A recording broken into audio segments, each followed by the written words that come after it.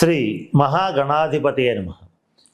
ఈరోజు మనం మేషాది ద్వాదశ రాశుల్లో అంటే మేషం నుంచి మీనం వరకు ఉన్నటువంటి 12 రాశుల్లోనూ ఏ రాశి వారిని వివాహం చేసుకోవాలి, ఎలా చేసుకుంటే కలిసి వస్తుంది, అలాగే ఏ రాశి వారు ఎవరిని వివాహం చేసుకోకూడదు, ఒకవేళ ఎవరినైనా సరే మనకి సరిపడని రాశుల వాళ్ళని వివాహం చేసుకుంటే ఎటువంటి సమస్యలు వస్తాయి అనేటువంటి అనేక అంశాల గురించి తెలుసుకోవడానికి ప్రయత్నం చేద్దాం.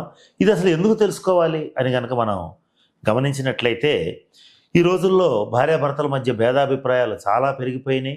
ఒకానొకప్పుడు వ్యక్తిగత జన్మ జాతకాలు ఇవేవి చూడకుండానే వివాహాలు చేసుకుని 30 ఏళ్ళు కాపురాలు చేసినటువంటి వాళ్ళు, 40 ఏళ్ళు కాపురాలు చేసినటువంటి వాళ్ళు కూడా ఉన్నారు.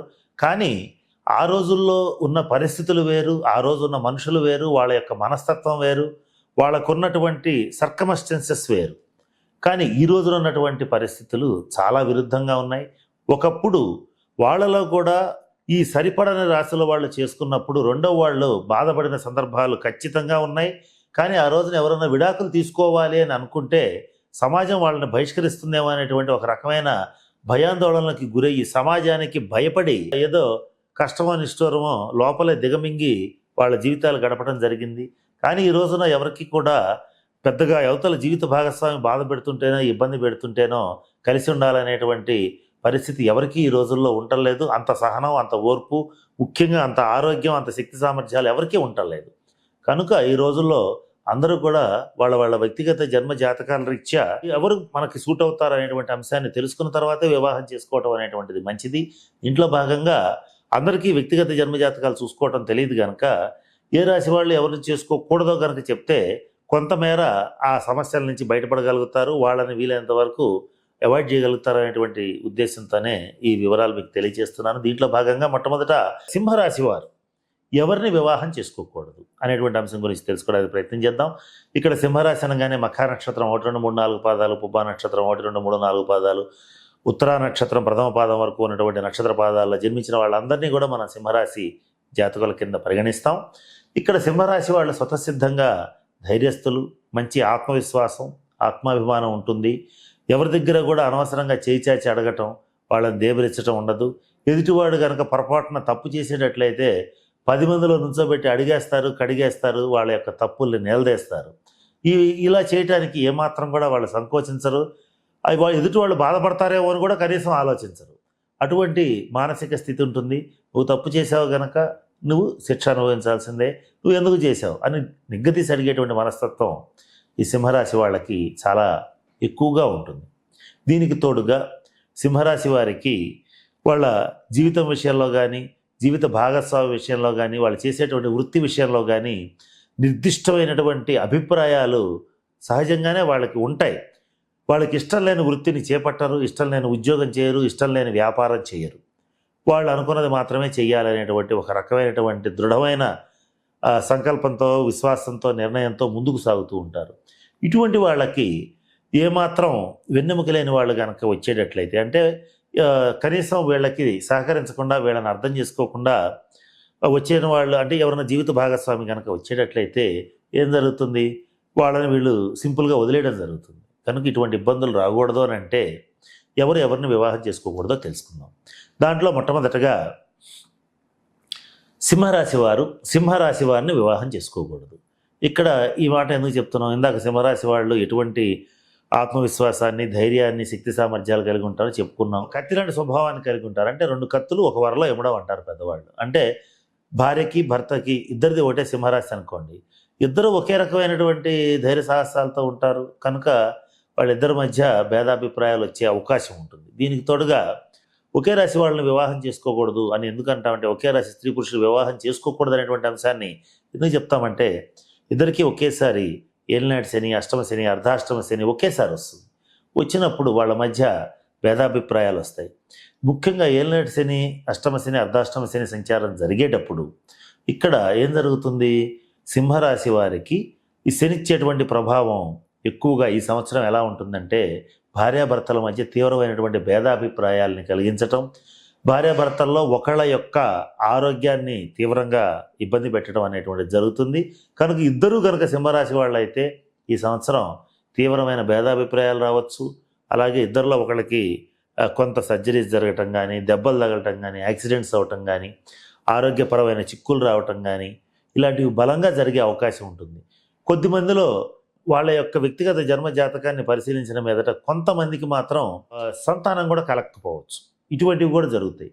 కనుక ఎటువంటి పరిస్థితుల్లోనూ సింహరాశి వారిని వివాహం చేసుకోకూడదు. మరి తర్వాత సింహరాశి వారు కన్యారాశి వాళ్ళని కూడా వివాహం చేసుకోకూడదు. దీన్ని ద్విద్వాదశ స్థితి అంటారు, అంటే 2-12 స్థితి అంటారు.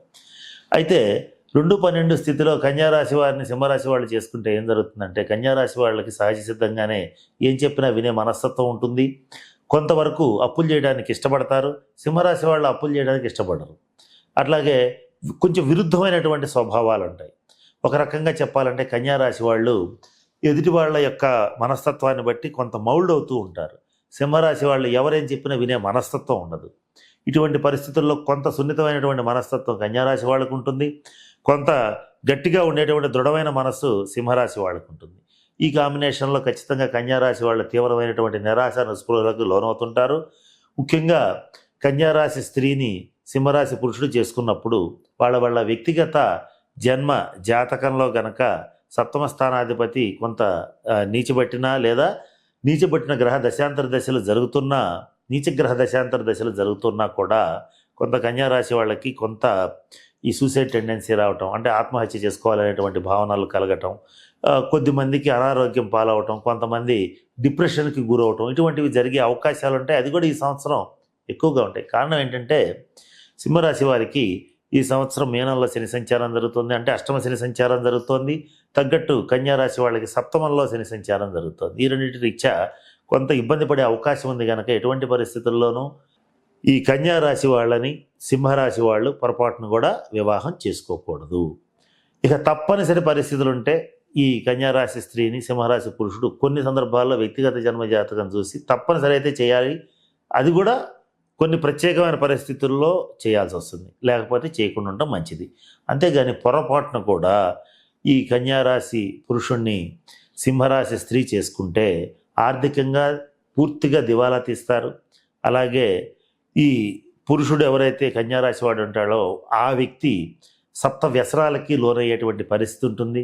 సింహరాశి స్త్రీ సపరేట్ అయ్యేటువంటి పరిస్థితి ఉంటుంది. ఇటువంటి ఇబ్బందులు కలిగితే కనుక పొరపాటున కూడా చేసుకోకూడదు. అయితే వీటన్నిటిలో ఏ ఇబ్బంది ఎవరికి వస్తుంది అనేటువంటి విషయాన్ని ఎలా చెప్పగలుగుతాము అంటే, వాళ్ళ వ్యక్తిగత జన్మజాతకంలో వాళ్ళ సప్తమ స్థానాధిపతి ఎవరు, ఆ సప్తమ స్థానాధిపతి ఎక్కడున్నాడు, ఎటువంటి పరిస్థితుల్లో ఉన్నాడు అనేటువంటి అంశాలను బట్టి పూర్తిగా చెప్పగలటం అనేటువంటిది జరుగుతుంది. కనుక ఇటువంటివి ఏదైనా గతంలో ఈ వివాహాలు జరిగి ఉంటే అప్పుడు వాళ్ళ వ్యక్తిగత జాతకాన్ని చూడాల్సి వస్తుంది. ఇకపోతే ఇక్కడ సింహరాశి వారు పొరపాటున కూడా మకర రాశి వారిని వివాహం చేసుకోరాదు. సింహరాశి నుంచి మకర రాశి 6వ స్థానం, మకర రాశి నుంచి సింహరాశి 8వ స్థానం. దీన్ని షష్టాష్టక స్థితి అంటారు. ఇది భయంకరమైన షష్టాష్టకాలు, వీటిని శత్రు షష్టాష్టకాలు అంటారు. ఈ కాంబినేషన్లో ఎక్కువ భాగం, అంటే 100కి 99% మంది గతంలో పొరపాటున ఎవరన్నా సింహరాశి స్త్రీ కానీ పురుషుడు కానీ మకర రాశి స్త్రీని కానీ పురుషుని కానీ చేసుకుని ఉంటే డైవర్స్ వచ్చే అవకాశాలు ఎక్కువగా ఉంటాయి. అంటే విడాకులు తీసుకుంటున్నటువంటి జంటల్లో ఒక 100 మందిని తీసుకుంటే కనీసం ఒక 90 మంది ఈ సింహరాశి మకర రాశి కాంబినేషన్లో ఉండే అవకాశాలు చాలా ఎక్కువ ఉన్నాయి. కనుక ఎటువంటి పరిస్థితుల్లో తీసుకోకూడదు.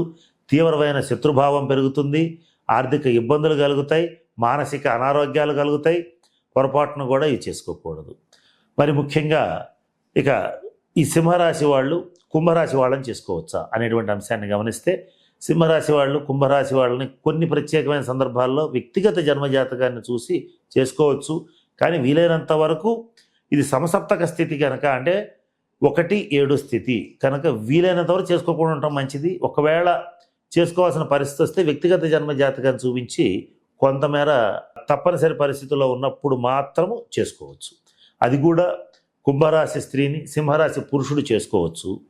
అంతేగాని కుంభరాశి పురుషుణ్ణి సింహరాశి స్త్రీ చేసుకోకూడదు. చేసుకుంటే తీవ్రమైన భేదాభిప్రాయాలు వస్తాయి.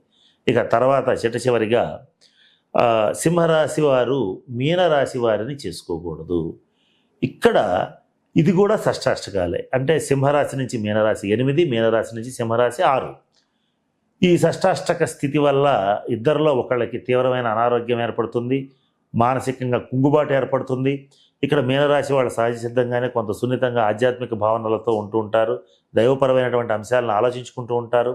వీళ్ళకి ఈ ప్రకృతిపరమైనటువంటి ఆలోచనలు ఉన్నటువంటి సింహరాశి వాళ్ళు అంటే భౌతికవాదమే ముఖ్యం, అంటే పదార్థవాదాన్ని ఇష్టపడేటువంటి సింహరాశి వాళ్ళు, వీలైనంత వరకు మన భాషలో చెప్పుకోవాలంటే ప్రాక్టికల్గా ఉండడానికి ఇష్టపడేటువంటి వాళ్ళు ఊహాలోకాల్లో విహరించేటువంటి మీనరాశి వాళ్ళని వివాహం చేసుకోకూడదు. చేసుకుంటే చాలా భేదాభిప్రాయాలు వస్తాయి, చాలా ఇబ్బందులు వస్తాయి.